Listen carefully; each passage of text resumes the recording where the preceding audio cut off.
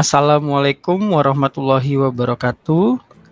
Pada kesempatan kali ini kita akan membahas mengenai break-even point. Ini salah satu indikator yang biasa digunakan untuk mengukur kelayakan usaha, titik impas. Apa itu break-even point? Itu akan masuk ke dalam poin definisi. Kemudian bagaimana cara menghitungnya, itu poin kedua. Dan yang ketiga kita praktik menghitung. Langsung saja. Jadi break-even point itu berada pada titik total revenue sama dengan total cost. Apabila total revenue lebih besar dari total cost, ini maka penerimaannya positif. Sebaliknya, total revenue lebih kecil daripada total cost, maka mengalami kerugian. Kemudian, break-even point terbagi menjadi 3. Break-even point harga, produksi, dan penerimaan. Dari ketiga parameter ini itu memberikan informasi angka minimum agar suatu usaha tidak mengalami kerugian. Kita langsung saja ke masing-masing harga, produksi, dan penerimaan.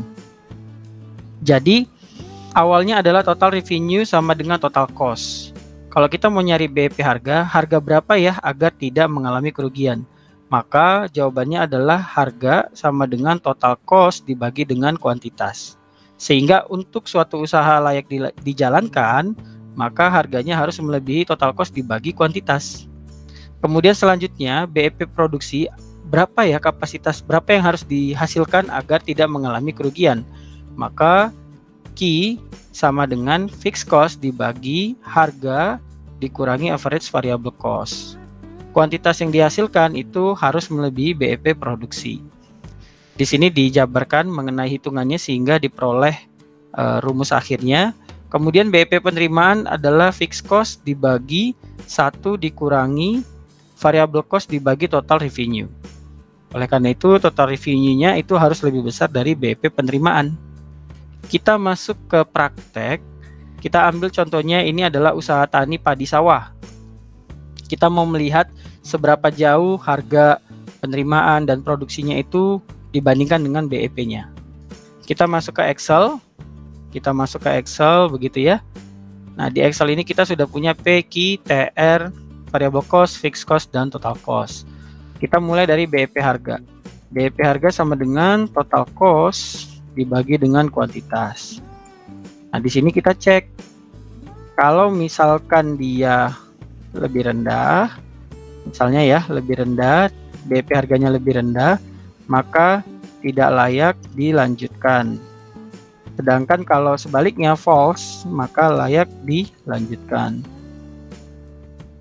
Oke, ini ada yang kurang.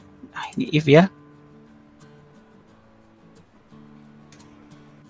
Nah, kemudian BEP produksi. BEP produksi itu sama dengan fixed cost dibagi harga dikurangi average variable cost. Average variable cost dapat dari mana? Variable cost dibagi dengan Q-nya. Nah, kita bisa hal yang sama, tapi datanya harus disesuaikan. BEP produksi kalau dia lebih kecil daripada produksi real, maka dia tidak layak dilanjutkan. Nah, kebalik ya, jadi di dalam memberikan kategori ini, nah seperti ini yang betul. Kenapa? Karena kalau dia lebih besar, otomatis kondisi realnya itu kecil, gitu, sehingga tidak layak dilanjutkan. Kemudian BEP penerimaan. BEP penerimaan sama dengan fixed cost, gitu ya, dibagi 1 dikurangi variable cost dibagi dengan total revenue. Ya, dan kita bisa tarik ke sini dan sel yang dikaitkan itu berbeda ya. BEP penerimaan kalau dia lebih besar daripada penerimaan real, maka tidak layak dilanjutkan. Nah, penerimaan realnya adalah 18 juta. Nah, maka jawabannya dari sisi BEP harga, BEP produksi, BEP penerimaan, ketiga indikator ini, maka usaha tani padi sawah tadi layak untuk dilanjutkan. Kita kembali ke slide-nya.